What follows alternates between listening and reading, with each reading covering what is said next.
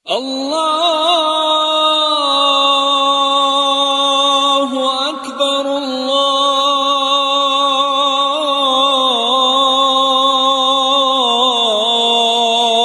الله أكبر لا إله إلا الله.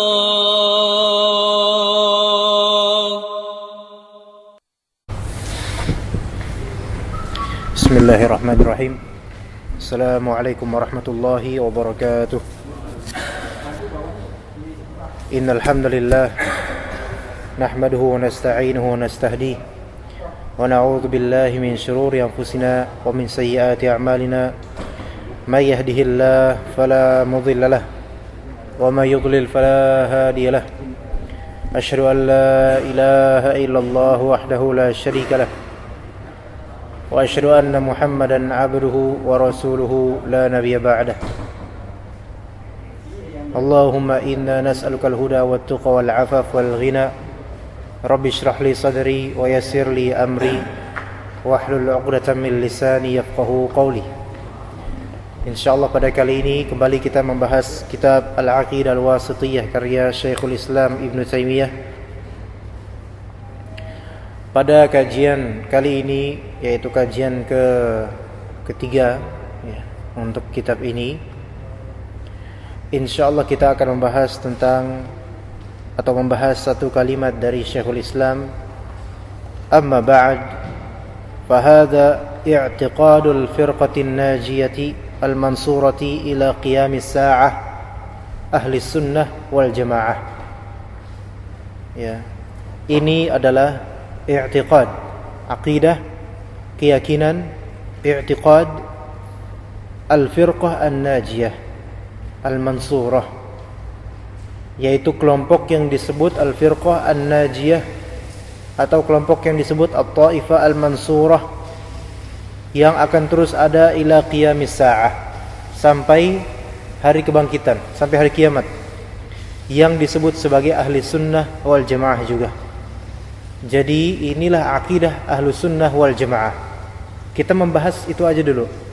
Kita belum membahas apa akidahnya itu. Banyak nanti yang akan kita sebutkan. Jadi kajian Al-Aqidah Al-Wasithiyah ini sifatnya lebih meluas. Satu kalimat Syekhul Islam itu kita bedah benar-benar, ya. Tapi itu pun masih belum cukup sebenarnya. Kalimat ini yang mengandung beberapa istilah yang perlu kita ketahui maknanya, cirinya, sifat-sifatnya, yaitu al-firqah an-najiyah, atau biasa juga disebut at-taifah al-mansurah, atau biasa dikenal dan ini masyhurnya yaitu ahlus sunnah wal jamaah. Apakah ahlus sunnah wal jamaah itu? Mereka adalah al-firqah an-najiyah, dan mereka adalah at-taifah al-mansurah, dan mereka pada hakikatnya adalah as-salafiyah itu sendiri. Itulah ahlus sunnah wal jamaah. Tetapi kan tidak semua yang mengaku adalah yang sebenarnya sesuai dengan yang dia akui. Belum tentu. Semua orang, yaitu semua yang mengaku muslim, belum tentu mereka selamat, belum tentu mereka muslim. Ya, betapa banyaknya orang mengaku muslim tapi tidak salat, tapi tidak cinta kepada Allah, tidak cinta kepada Rasul, dan lebih mengutamakan dunia daripada akhirat. Nah, begitu juga dengan kenyataan tidak semua yang mengklaim dirinya atau kelompoknya adalah ahlus sunnah wal jamaah, atau kelompoknya adalah as-salafiyah, atau kelompoknya adalah taifah al-mansurah, atau kelompoknya adalah firqah najiyah, menisbatkan kepada itu semua, belum tentu mereka benar-benar mempraktekkan ciri khas dari kalangan yang selamat ini. Kita mengenal al-firqah an-najiyah. Al-firqah itu adalah golongan, kelompok. An-najiyah, najiyah artinya adalah selamat. Ya, najiyah artinya selamat. Jadi kelompok yang selamat dunia terutama akhirat. Kemudian juga disebut sebagai at-taifah al-mansurah. Taifah yaitu kelompok juga artinya. Mansurah ditolong oleh Allah Azza wa Jalla. Ya, juga disebut ahlus sunnah wal jamaah. Ahlus sunnah yaitu pengikut sunnah Nabi SAW. Sunnah ini dalam artian bukan hal yang mustahab atau dianjurkan, melainkan sunnah yang dimaksud dalam ahlus sunnah itu namanya tariqatun nabi, jalan hidupnya Nabi, manhajnya Nabi, sikap beragamanya Nabi SAW dan para sahabatnya, juga tabi'in dan tabi'ut tabi'in. Itulah ahlus sunnah. Ya. Jadi kalau misalnya kita berpandangan dalam suatu hal agama yang menyelisihi pandangan Nabi, pandangan para sahabat keumumannya dan pandangan para salaf keumumannya, maka itu pandangan yang tidak sesuai sunnah Nabi SAW. Ya, singkat, sangat singkatnya begitu. Cuman kan cabangnya banyak dan praktiknya tidak semudah dari yang terkaedahkan. Ahlus sunnah wal jamaah. Nah, jamaah di sini berarti penggabungan, gabung dengan ahlus sunnah, yaitu orang walaupun sendiri, ya, dia mengikuti sunnah Nabi SAW dalam artian jalan hidup Nabi, ya. Dari sholatnya, ibadahnya, dari perdagangannya, dari nikahnya, dari pergaulannya, dari akidahnya, semua ikut Nabi SAW. Maka orang satu ini dia ahlus sunnah wal jamaah, walaupun satu orang di satu desa. Tapi hatinya tentu terpaut dengan kelompok kaum muslimin yang sesuai akidahnya dengan akidah Nabi SAW dan para sahabatnya. Jadi kalau misal di kantor ini, misal maaf di kantor ini ada hanya satu orang yang akidahnya benar, ibadahnya benar, pergaulannya juga benar. Satu orang saja di kantor ini dari ribuan orang, atau berapa orang semua di kantor ini, di gedung ini? 1000 lebih? Enggak sampai. Ya anggaplah mungkin 800 orang, hanya satu muslim yang bersih akidahnya dan ibadahnya juga benar-benar mengutamakan yang sesuai dengan hadis Nabi dan contoh para salaf. Ya. Maka sekalipun 799 orang ini muslim semua, tetapi yang memegang prinsip ahlus sunnah wal jamaah hanya satu orang, maka dia disebut orang ini ahlus sunnah wal jamaah. Terus 799 sisanya gimana? Mereka amat disayangkan gitu aja. Ada yang mungkin mengikuti kelompok yang sesat, atau memang meremehkan masalah ibadah, atau akidahnya nggak tahu apa-apa. Nah ini naudzubillah ditakutkan keluar dari koridor ahlus sunnah wal jamaah karena kesesatannya, takutnya. Tetapi asal dari muslim itu ahlus sunnah wal jamaah. Sehingga kita tidak boleh mengeluarkan seseorang dari barisan ahlus sunnah wal jamaah kecuali kalau kita benar-benar tahu dia ini memang telah menyelisihi asas-asas agama dalam bidang akidah dan juga dalam bidang ibadah. Dan nanti insyaallah akan kita bahas insyaallah taala. Jadi tadi ada istilah al-firqah an-najiyah. Di internet banyak tuh Pak. Firqah najiyah itu apa? Ya, maksudnya antum di sini perlu klarifikasi. Firqah najiyah adalah kelompok yang selamat dunia akhirat insyaallah. Ya mungkin di dunia enggak selamat kadang-kadang karena mungkin dipenggal, disembelih, dibegal, dimusuhi, ya. Tetapi di akhirat Allah taala akan selamatkan orang-orang seperti ini. Ya, kemudian ada juga at-taifah al-mansurah tadi, yaitu golongan yang Allah taala tolong. Dan pasti yang namanya dakwah yang benar sesuai dengan akidah dan juga manhaj ahlus sunnah wal jamaah, Allah pasti tolong. Dalam artian selalu secara estafet akan ada penggantinya. Jika ustadznya hilang, akan ada penggantinya. Dan penggantinya sesuai dengan akidah Ahlus Sunnah wal Jamaah. Jadi yang namanya dakwah akidah Ahlus Sunnah wal Jamaah dan manhajnya tidak akan pernah mati di dunia ini sampai kiamat. Ya, sebagaimana kesesatan juga tidak akan hilang. Bahkan pada hari kiamat pun akhir-akhir kesesatan itu merebak. Ya. Tapi dakwah yang benar itu akan selalu ada insyaallah taala. Cuman masalahnya semua orang mengklaim dakwahnya benar. Ya, dalam artian akidahnya benar. Semuanya mengklaim gitu. Enggak ada yang mau disalahin, pasti kayak gitu. Kemudian mereka semuanya mengklaim bahwasanya ibadahnya pasti benar. Semuanya mengklaim gitu. Tapi kalau misalnya kita buktikan secara real akidah sahabat, tabi'in, tabi'ut tabi'in, para salaf, apakah sesuai dengan akidah mayoritas orang sekarang? Ini yang membuat kita miris. Ya, ini yang membuat kita miris. Kita ingat kejadian beberapa tahun lalu, ya mungkin perlu sebut nama seperti Ponari misalnya. Ya, apa masalahnya batu dicelupkan dengan air kemudian menjadi berkah atau apa air itu dapat kesembuhan? Jelas ini syirik. Dan kenapa banyak orang walaupun mereka bergelar sarjana sekalipun, belajar agama, bahkan mereka mempercayai hal-hal yang bersifat khurafat seperti ini karena dangkal sekali akidahnya. Dangkal akidahnya ini menuju kesyirikan, sehingga bukan hanya keluar dari koridor Ahlus Sunnah wal Jamaah saja, bisa keluar dari koridor Islam. Gara-gara apa? Gara-gara percaya hal-hal yang bersifat khurafat seperti ini. Ya. Ini kenapa? Masalahnya akidahnya belum didakwahkan didakwahkan dengan skala prioritas.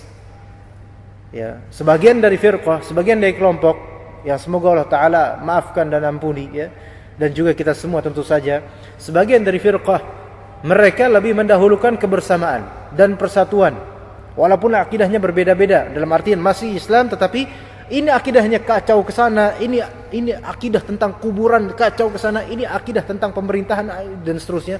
Yang penting kita bersatu dulu. Nah, banyak firqah yang kayak gitu maunya. Yang penting kita bersatu dulu. Ya, nggak apa-apa hati itu berbeda. Ini salah.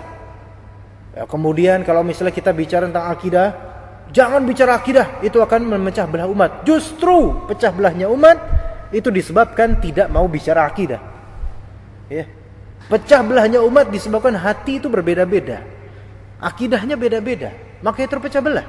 Seandainya kita dididik, ditarbiyah untuk akidah yang sama, sesuai dengan akidah Ahlus Sunnah wal Jamaah, maka tidak akan berbeda kita itu, insyaallah tidak akan berpecah belah. Ya. Kita diperintahkan oleh Allah Ta'ala, wa'tasimu bihablillahi jami'an wa la tafarraqu. Dan beriktisamlah, yaitu berpegang teguhlah kepada talinya Allah Azza wa Jalla, yaitu aturan agama Allah dari akidahnya dan ibadahnya.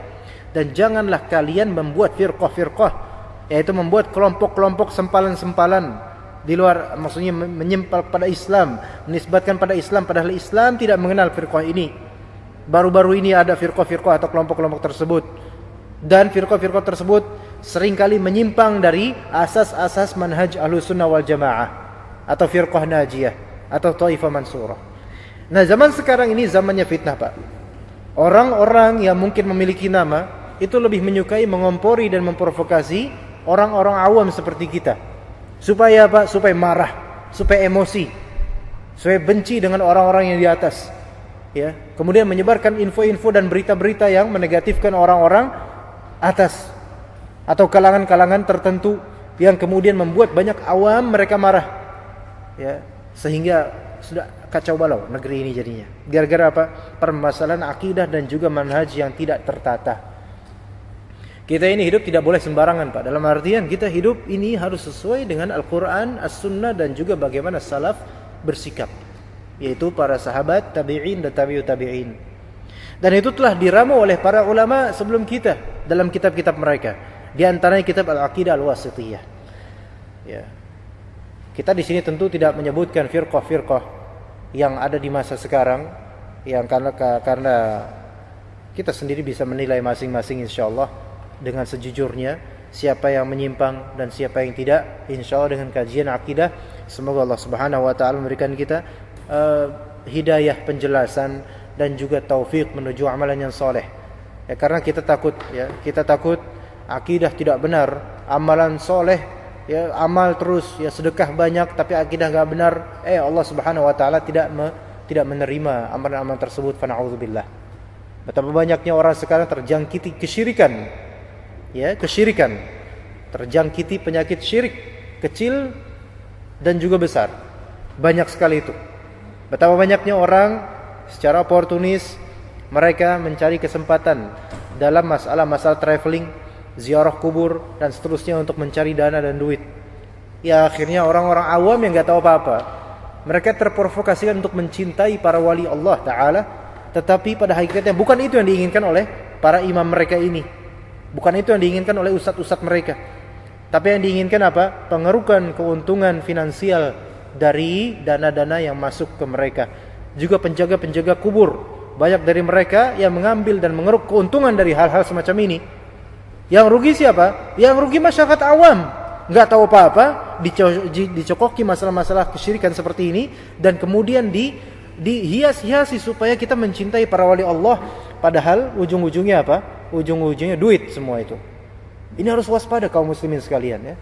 Kita ini orang-orang awam kadang-kadang mudah terprovokasikan, ya, dengan orasi-orasi yang seolah-olah itu islami sekali.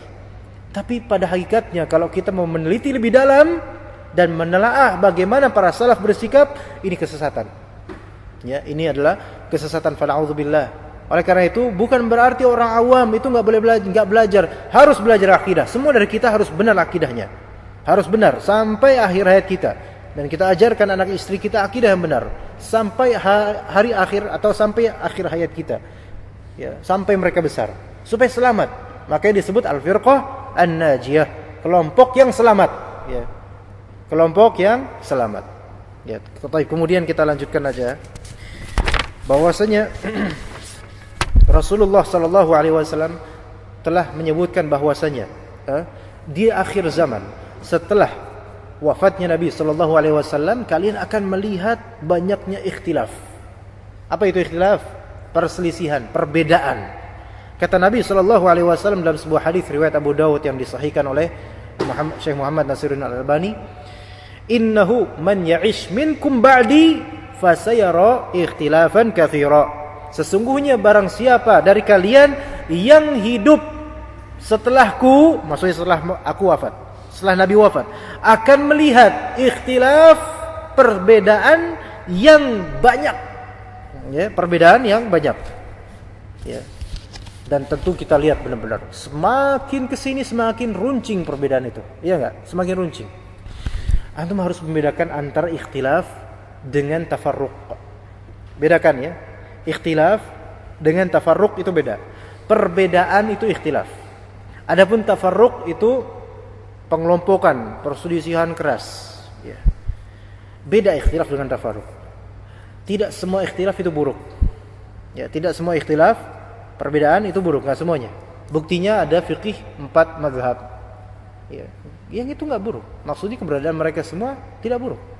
Dan kadang bisa menjadi rahmat memang.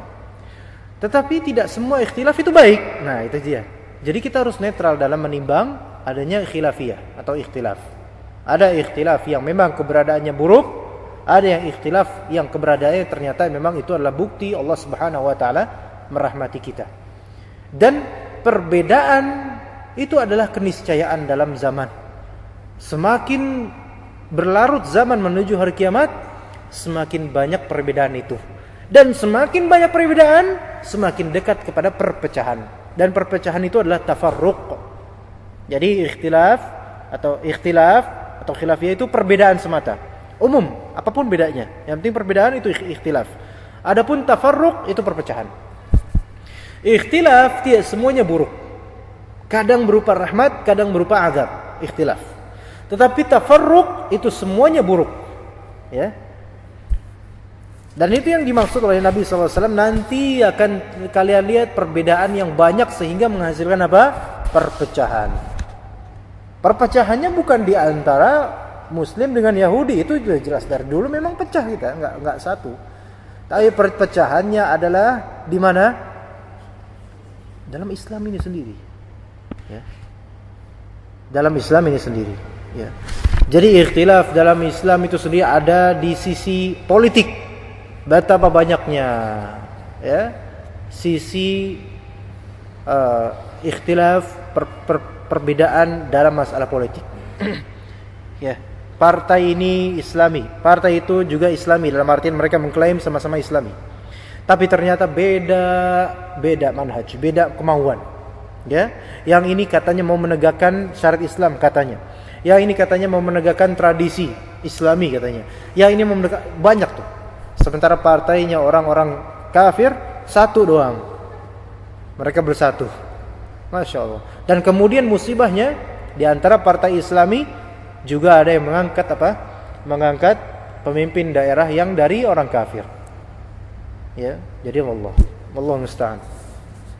Itu masalah politik aja udah kayak gitu.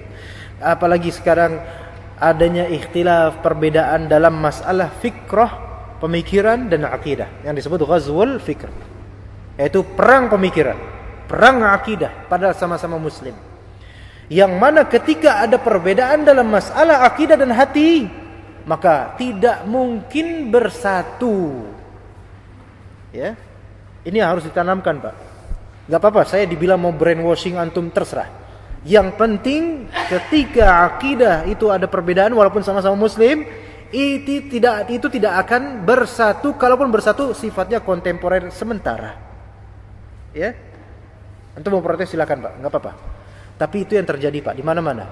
Iya, sementara aja. Kalau bertemu dengan common enemy emang bersatu. Tapi kalau common enemy itu sudah capek kita bertarung dengannya, akan beda-beda lagi, pencar-pencar lagi, masing-masing lagi, nafsi-nafsi, enggak bersatu. Lah terus harus apa dong? Satukan akidah. Satukan tujuan lillahi ta'ala dan akidah yang benar tentang hari kiamat, ya, tentang akidah tentang azab kubur, ya. Karena sebagian dari orang muslim mengingkari adanya azab kubur, na'udzubillah. Dengan alasan ini hadis ahad, itu ada sempalan-sempalan kaum muslimin yang kayak gitu ngomongnya. Padahal jelas ada hadisnya. Ada hadisnya jelas. Rasulullah SAW pernah melewati 2 kuburan. Kata Rasulullah, innahuma la yu'adzaban wa ma yu'adzabani fi kabir. 2 orang ini yang dikubur ini sedang diazab, kata Rasulullah SAW. Lalu ada orang Islam, kelompok, ya, bukan satu orang doang, kelompok dalam Islam, maksudnya kelompok dalam kaum muslimin, bukan dalam Islam, dalam kaum muslimin kelompok, ya, mereka juga muslim, ya, itu menafikan enggak, azab kubur enggak ada karena hadisnya ahad. Gimana ini? Akidah aja udah enggak benar tertata. Kemudian ada juga kelompok-kelompok yang membolehkan tawasul dengan istighatsah dengan mayit yang sudah wafat, ya, dengan wali yang sudah wafat. Bagaimana mau? Ini enggak bisa nih kayak gini, ya. Harus satukan akidah, Pak. Satukan kalimat dalam akidah. Bolehlah mungkin fikihnya beda-beda, yang ini kunut, ya, yang ini enggak kunut, fadhol silahkan. Tapi masalah akidah enggak bisa. Ya, masalah akidah apalagi asas-asasnya enggak bisa. Masalah jimat-jimat, ya, jampi-jampi yang berbau kesyirikan enggak bisa, kita enggak terima. Harus satu, yaitu enggak boleh hal seperti itu. Selesai. Harus seperti itu, Pak.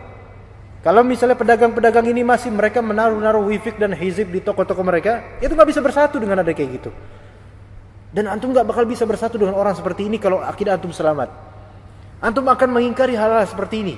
Dan dia juga akan membenci antum. Kecuali kalau ada kepentingan. Baru kita mungkin sama-sama lah. Ya.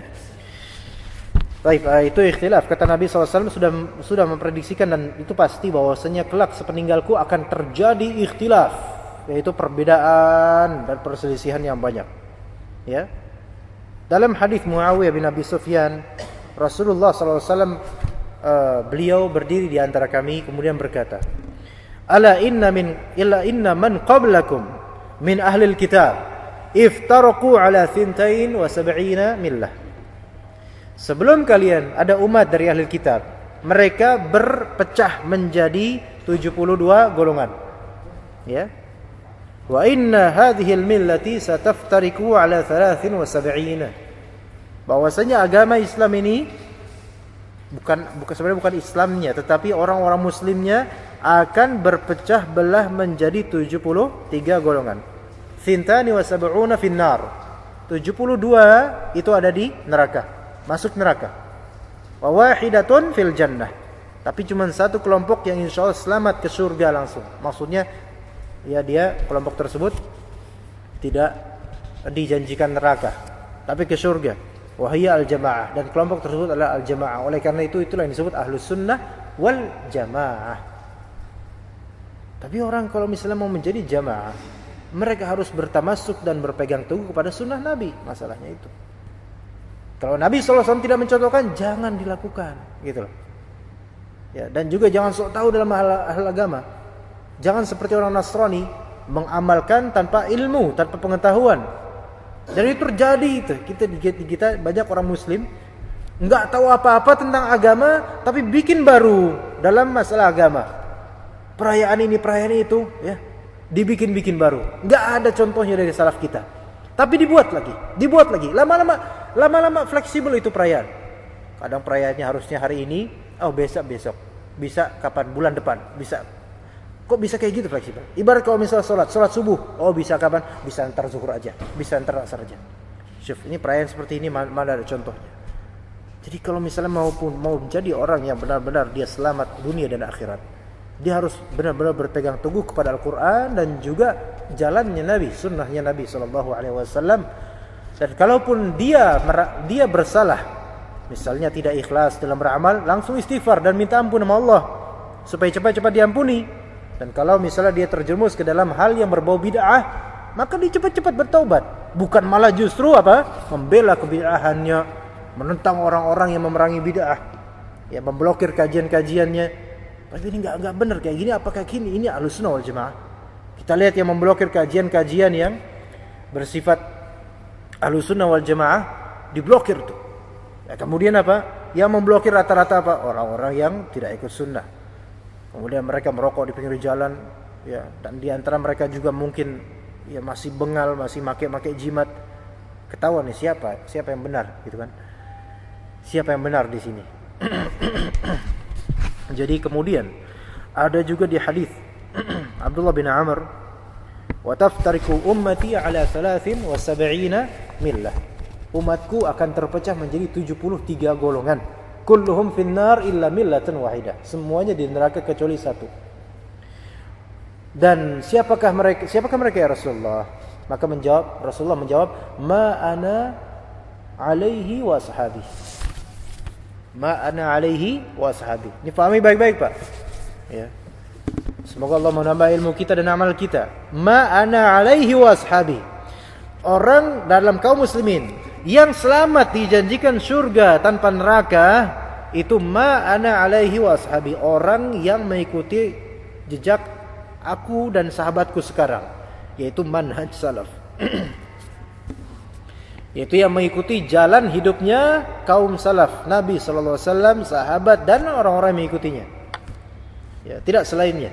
Tidak mengikuti kelompok-kelompok yang baru hadir setelah wafatnya para sahabat atau wafatnya Rasul. Kelompok-kelompok baru, ya. Ya, seperti misal di zaman itu, ya, kata Abdullah bin Al-Mubarak, 72 golongan ini kan 72 benar. 72 golongan ini diancam neraka. Apakah mereka kafir?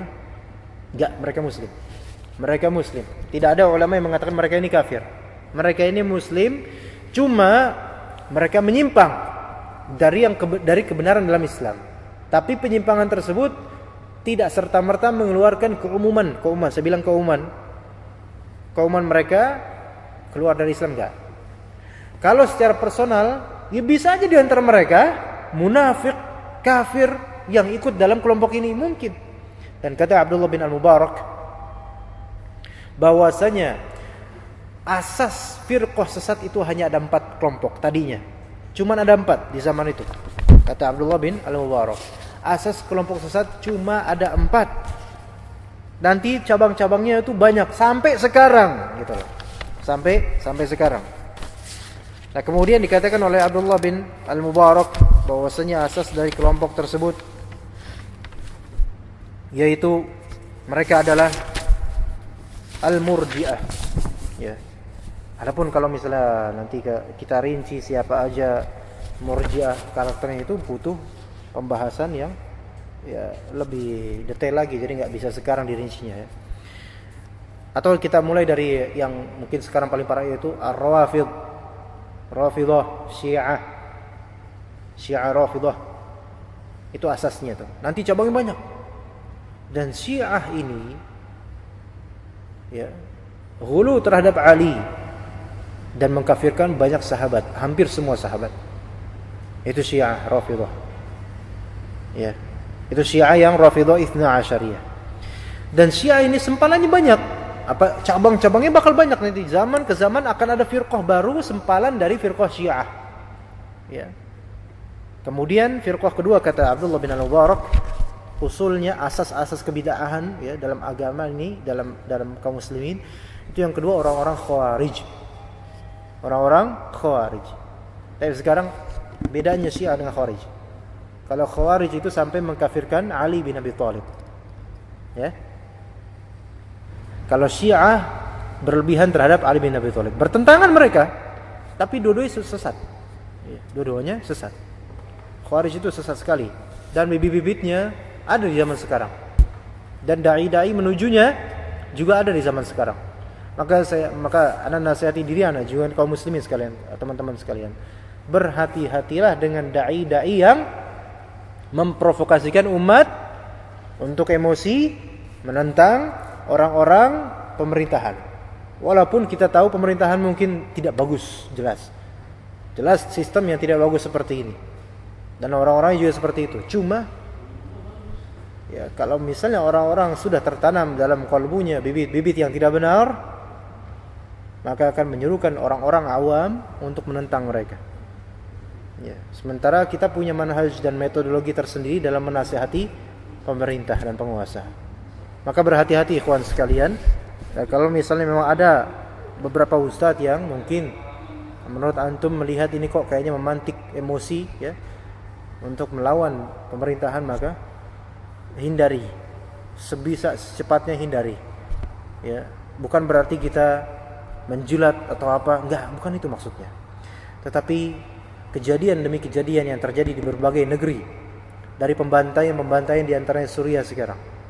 Ya, di antaranya adalah provokasi dari beberapa dai-dai yang memang mereka memantik semangat dan euforia umat dan emosi mereka untuk menentang rezim. Ya, ini bahaya. Nanti korbannya itu bukan mereka. Korbannya kita nih, orang-orang awam nih. Ya.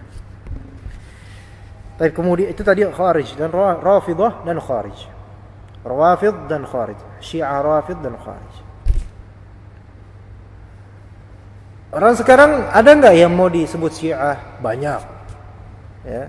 Orang Syiah mau disebut Syiah enggak? Ya banyak. Tapi ada enggak zaman sekarang orang mau disebut Khawarij? Ada? Enggak ada. Enggak ada. Syiah itu kan enak. Syiah itu artinya penolong ya. Syiah itu artinya penolong. Jadi rasanya itu disebut Syiah itu enak gitu. Dan juga mengesankan memang enak Syiah itu. Cinta Ahlul Bait dan seterusnya. Tapi kok Khawarij keluar, kayaknya jelek banget ya. Dan memang jelek. Sekarang enggak ada orang mau disebut, wah antum Khawarij, enggak terima orang disebut Khawarij.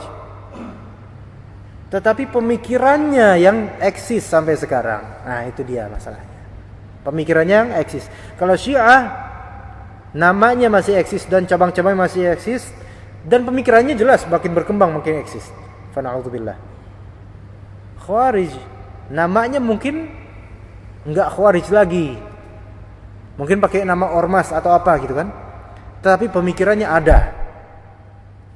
Dan ujung-ujungnya masalah Khawarij ini mungkin memang tidak mengkafirkan pelaku dosa besar, tetapi untuk masalah pemerintahan, masalah keamanan, Khawarij ini masih ada sifat-sifatnya. Maksudnya karakter mazhabnya masih ada di beberapa orang atau beberapa dai. Yang semoga Allah Ta'ala maafkan dan ampuni dan juga Allah sembuhkan penyakit-penyakit ini. Kemudian juga yang ketiga, asas dari kebid'ahan dari mazhab-mazhab yaitu Al-Qadariyah. Al-Qadariyah yaitu suatu teologi atau pemahaman yang menyatakan bahwa tentang qadar, berlebihan dalam masalah qadar, bahwasanya Allah Subhanahu wa taala itu tidak mengetahui takdir manusia atau alam ini. Jadi Allah Ta'ala baru tahu suatu kejadian setelah terjadi. Karena akidah Ahlussunnah wal Jamaah, Allah Ta'ala maha tahu awal sampai akhir secara detail atau global atau detail ya. Tahu semuanya. Sebelum terjadi sesuatu Allah Ta'ala maha tahu. Ya, antum sebelum kerja di sini Allah maha tahu bahwasanya antum akan kerja di sini, dan Allah maha tahu besok antum kayak gimana. Ya. Allah maha tahu. Tetapi bagi kelompok Qadariyah ini, bagi mereka Allah Ta'ala tidak tahu apa yang terjadi besok pada antum. Na'udzubillah dari kalam ini. Yang kemudian kapan Allah tahunya? Baru tahu setelah terjadinya itu. Nah, ini Qadariyah. Nanti akan cabang nanti sampai nanti ada Mu'tazilah dan seterusnya. Dan sampai sekarang itu akan terus ada itu. Mungkin nama Qadariyahnya tidak ada. Kalau sekarang orang antum pengikut Qadariyah ya, enggak bakal ngaku orang. Tetapi bibit-bibit dan propaganda dan nilai-nilainya atau pemikirannya itu ada. Terutama di kalangan liberalisme, ya, di kalangan liberalis dan pluralis, ya. Ada. Kemudian yang terakhir Murji'ah. Murji'ah ini juga bisa menjadi ekstrim nanti. Murji'ah lebih sering dikaitkan dengan masalah-masalah keimanan. Ya. Kemudian dikatakan kepada Ibnu Mubarak, wahai Ibnu Mubarak, Abdullah bin Mubarak ya, Ibnu Mubarak, engkau bilang asas-asas bid'ah itu ada 4, yaitu tadi apa? Rafidhah, Syiah, kemudian Khawarij, kemudian Qadariyah, dan yang terakhir Murji'ah. Wahai Abdullah bin Mubarak, bagaimana dengan yang namanya Jahmiyah? Nah, Jahmiyah, ini ada pembahasan tersendiri Pak. Kalau kita membahas firqah ini, satu majlis untuk satu firqah itu tidak cukup, sangat-sangat tidak cukup. Kita membahas Syiah, satu majlis, nggak cukup. Dan juga Anda juga bukan orang yang pandai dalam hal itu. Mau ngomongin tentang Jahmiyah, satu majlis tidak cukup. Tidak cukup. Mau ngomongin tentang Mu'tazilah, satu majlis tidak cukup. Mau ngomongin tentang yang lebih kontemporer sekarang, liberalisme, satu majlis tidak cukup. Ya. Mau ngomongin tentang inkarus sunnah, ada inkarus sunnah sekarang? Ada. Inkarus sunnah itu berarti yang mengatakan Al-Quran saja dalil, apapun sunnah Nabi bukan dalil. Ini kafir, orang seperti ini keluar dari Islam Pak. Saya ngomong kayak gini bukan karena saya mudah mengkafirkan, tapi memang siapa yang mengingkari hadis Nabi SAW satu aja yang jelas sahih, nggak percaya dengan Nabi, satu kalimat Nabi nggak kita percaya aja, itu udah kafir tuh orang. Lah apalagi kalau misalnya semua perkataan Nabi bukan hujjah, bukan dalil. Masya Allah, ini nentang ini. Ya. Nah itu inkarus sunnah, mau membahas satu kajian belum tentu cukup. Ya. Dan ini mereka ini masalah kebid'ahan dan masalah kesesatan ini sekarang tuh merebak Pak di mana-mana Pak. Nah, terus gimana hidup ini kok serem banget? Serem memang, itulah dunia, darul bala. Yaitu negeri penuh ujian. Kita diuji di sini supaya terus cari ilmu tentang akidah, terutama jangan sampai menyimpang, jangan sampai ikut-ikutan. Karena mereka ini masing-masing firqah itu mereka punya donatur masing-masing. Sokongan motivasi dari syaitan dan donatur dari orang-orang yang memiliki dana, dan mereka juga sesat. Ya. Na'udzubillah dari semua ini. Ya. Kata Ibnu Mubarak, Al-Jahmiyah bukan termasuk dari umat Muhammad. Maksudnya Al-Jahmiyah bukan muslim. Apa itu Jahmiyah? Nanti insyaallah kita akan bahas suatu saat nanti insyaallah pada waktunya. Nah, Taifah Mansurah atau Firqah Najiyah, saya ingin menyebutkan khasais, karakteristiknya Pak, supaya kita bisa menimbang apakah karakteristik Ahlus Sunnah wal Jamaah itu ada pada diri kita atau belum. Bahwasanya kekhususan Firqah Najiyah, orang-orang ini mereka adalah at-tamassuk, yaitu berpegang teguh bima kana alaihi Nabi sallallahu alaihi wasallam, terhadap apa yang ada pada Nabi sallallahu alaihi wasallam.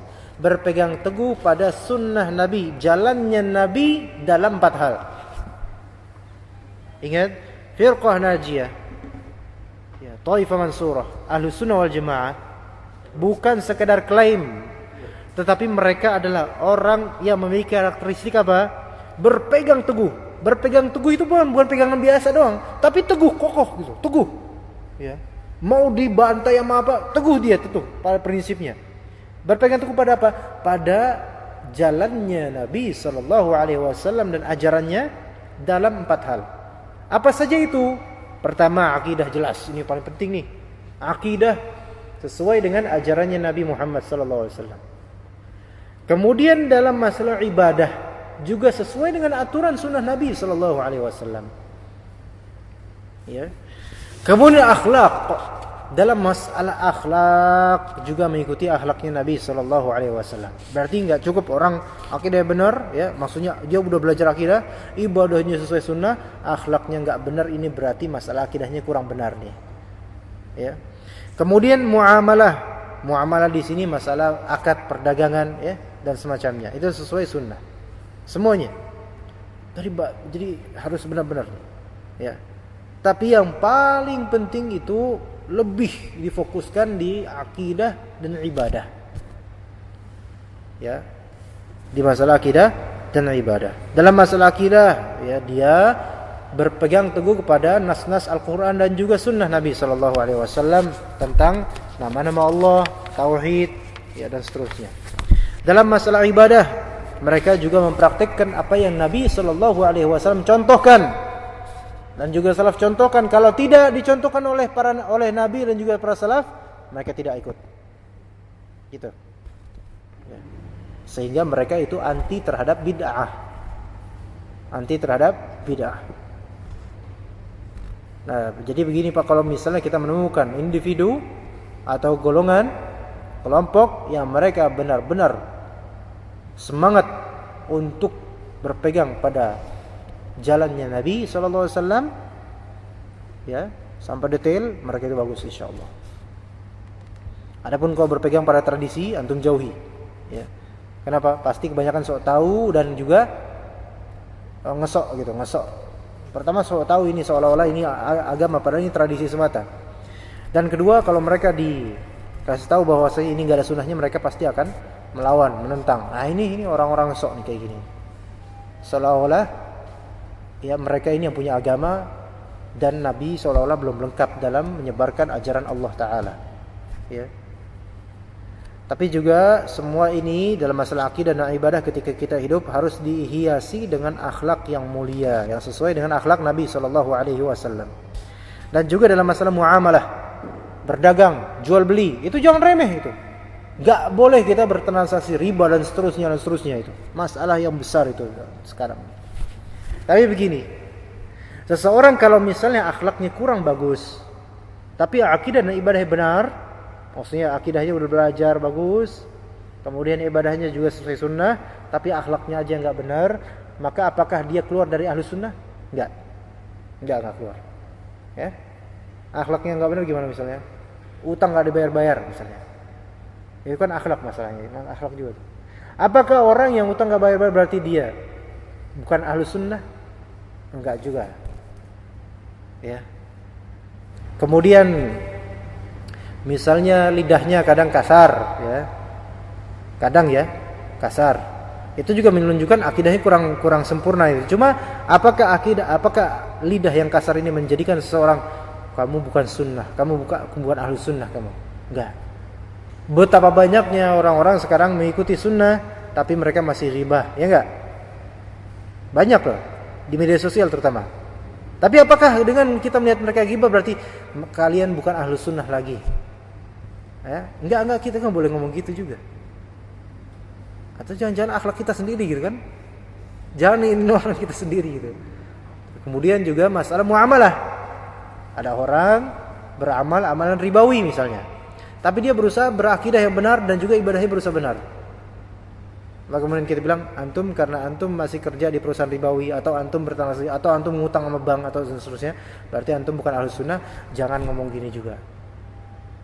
Tapi kalau misalnya ada orang berakidah bahwasanya ya saya pernah melihat Nabi Muhammad dalam keadaan terjaga, ini masalah. Ini baru bisa dikeluarkan takutnya dari ahlus sunnah wal jamaah, karena ini masalah akidah. Ya. Kemudian bilang bahwasanya pergi ke dukun untuk bertanya masalah-masalah kehilangan dan seterusnya itu boleh. Ini juga mengeluarkan seseorang bisa dari akidah, bahkan bisa mengeluarkan seseorang dari Islam bahkan. Kenapa? Karena ini masalah akidah dan sudah Nabi SAW katakan, man ata kahinan atau arrafan fasalahu fasaddaqahu bima yaqulu faqad kafara bima unzila ala Muhammad.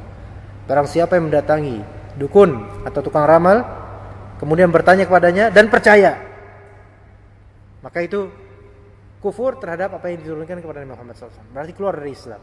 Itu kata Nabi SAW.